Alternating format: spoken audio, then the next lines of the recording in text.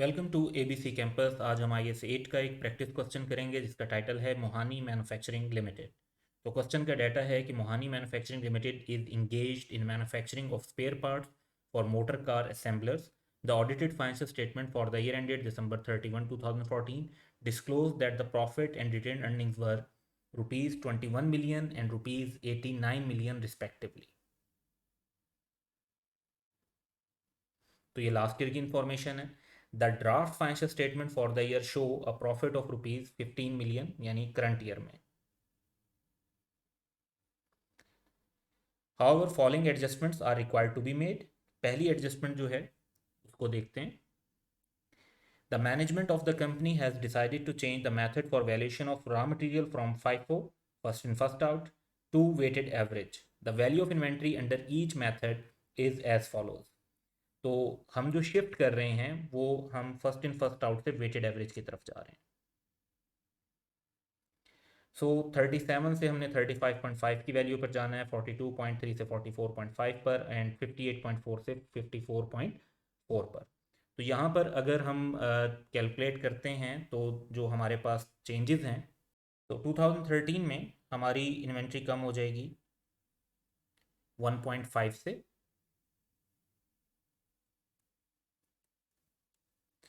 उसके बाद 2014 में 2.2 से बढ़ जाएगी,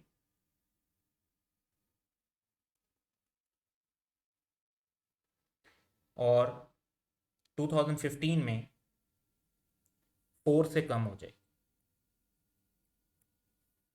तो ये basically change in accounting policy है और इसका इफेक्ट हमें रिट्रोस्पेक्टिव एप्लीकेशन के साथ देना होगा। तो इसको हम अपने क्वेश्चन की जो रिक्वायरमेंट होगी उसमें इनकॉर्पोरेट करेंगे। सेकंड इंफॉर्मेशन है, इन 2014 लास्ट ईयर जो था हमारा, the company purchased a plant for rupees 100 million. Depreciation on plant was recorded at rupees 25 million instead of rupees 10 million. This error was discovered after the publication of financial statement for the year ended December 31, 2014. The error is considered to be material. तो अब ये जो error है ये last year में हुआ है, तो this is prior period error. इसकी करेक्शन को भी हमें इनकॉर्पोरेट करना होगा। क्वेश्चन की रिक्वायरमेंट है produce an extract showing the movement in retained earnings as would appear in the statement of changes in equity for the year ended December 31, 2015। तो question की जो रिक्वायरमेंट है वो बड़ी छोटी सी है। वैसे तो इसके अंदर अदरवाइज काफ़ी ज़्यादा डिस्क्लोजर, अगर डिस्क्लोजर नोट की रिक्वायरमेंट होती तो चेंज इन पॉलिसी के भी काफ़ी डिस्क्लोजर बन जाते और करेक्शन ऑफ एरर का भी हमें डिस्क्लोजर देना पड़ता। लेकिन क्योंकि रिक्वायरमेंट सिर्फ मूवमेंट इन रिटेन अर्निंग की है तो बहुत ज़्यादा हमें डेप्थ में जाने की ज़रूरत नहीं होगी। तो इसको हम इनकॉर्पोरेट करते हैं अपने आंसर में।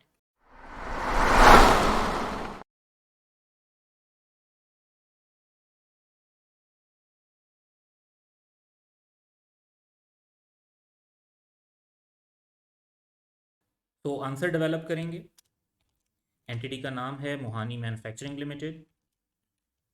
हम statement of changes in equity में रिटेन अर्निंग का सेक्शन सिर्फ फोकस कर रहे हैं फॉर द ईयर एंडेड 31 दिसंबर 2015। तो हम 2015 और 14 का जो डाटा है उसको इनकॉर्पोरेट कर लेते हैं क्योंकि कंपैरेटिव साथ बनेगा। 14 की अमाउंट जो है वो ऑब्वियसली रीस्टेट हो रही हैं हमारी करेक्शन ऑफ एरर की वजह से भी, और obviously for the reason of change in accounting policy. तो इसके डिटेल्स की तरफ जाएंगे, लेकिन हमें अमाउंट चाहिए। अमाउंट के लिए हम एक वर्किंग बना लेते हैं नीचे जाके, और वो क्योंकि प्रॉफिट की फिगर हमारी चेंज होगी और 2013 से हमारा स्टॉक क्योंकि अफेक्ट हो रहा है तो हम 2013 से कैलकुलेशन डेवलप कर लेते हैं। तो सबसे पहले तो हम प्रॉफिट की वो फिगर लेंगे जो हमें गिवन है। सो लास्ट ईयर का प्रॉफिट जो है 21 और करंट ईयर का प्रॉफिट 15। तो इसको इनकॉर्पोरेट कर लेते हैं।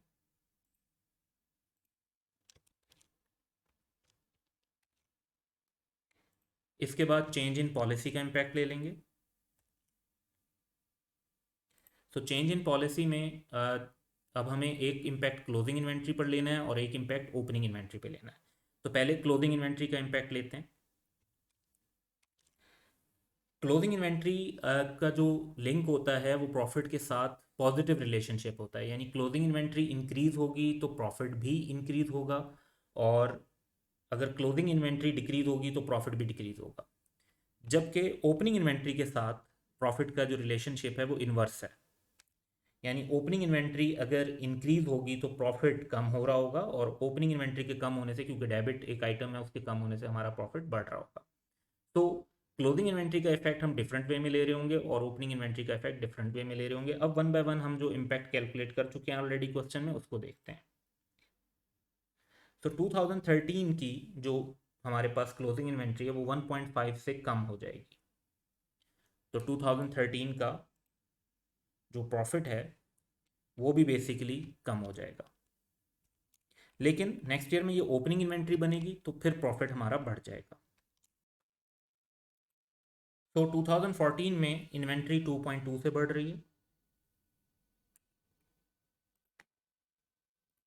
तो इन्वेंट्री के बढ़ने से हमारा प्रॉफिट भी बढ़ जाएगा, लेकिन नेक्स्ट ईयर ओपनिंग इन्वेंट्री के बढ़ने से प्रॉफिट कम हो जाएगा। देन 2015 में हमारी जो क्लोजिंग इन्वेंट्री है 4 से कम हो रही है, तो बेसिकली हमारा जो प्रॉफिट है वो भी कम हो जाएगा। तो पॉलिसी के बाद अब हम करेक्शन ऑफ एरर का जो सेकंड पार्ट है उसका इम्पैक्ट देख लेते हैं। तो इसमें जो डेप्रिसिएशन है वो 25 पे रिकॉर्ड हो गई, जबकि 10 पे रिकॉर्ड होनी चाहिए। तो 15 से हमारी जो है डेप्रिसिएशन ज़्यादा रिकॉर्ड हो गई थी, जिसको अब हम रिवर्स कर देते हैं, एक्स्ट्रा डेप्रिसिएशन।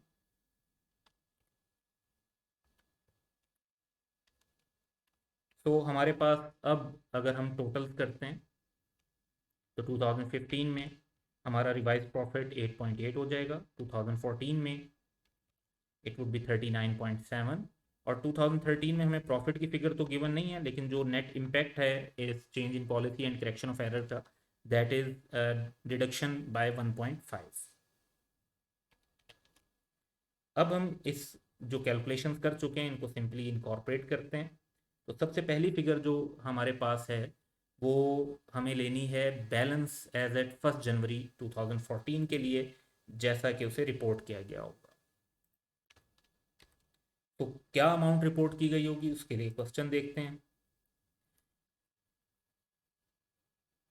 89 मिलियन की रिटेन अर्निंग है और 21 मिलियन का प्रॉफिट इसमें इंक्लूडेड था। तो 89 में से 21 निकाल दें तो अमाउंट वुड बी 68। अब इसमें हम effect of change in policy ले लेंगे। पॉलिसी का जो चेंज ओपनिंग बैलेंस में इनकॉर्पोरेट होना है, क्योंकि 2015 हमारा करंट ईयर है, 2014 हमारा कंपैरेटिव पीरियड है जिसे हम प्रेजेंट कर रहे हैं, और 2013 हमारा वो पीरियड है जिसे हम प्रेजेंट नहीं कर रहे, तो इसका effect opening balance of returning में आएगा, यानी 1.5। तो इसको इनकॉर्पोरेट कर लेते हैं। तो हमारे पास जो रिटर्निंग का बैलेंस बनता है restated after the adjustment, that would be 66.5। इसमें हम 2014 का प्रॉफिट जो रिवाइज प्रॉफिट है, करेक्टेड है, उसको इंक्लूड करेंगे। तो हमारे पास टोटल आ जाता है 106.2, जो कि हमारे नेक्स्ट ईयर का ओपनिंग बैलेंस बन जाएगा। इसमें हमने प्रॉफिट ऐड करना है 2015 का, तो हम कैलकुलेट कर चुके हैं, that should be 8.8 applying the new policy. इसको इंक्लूड कर लेते हैं। Basically all figures are based on working one, और अब हमारे पास टोटल आ जाता है 115।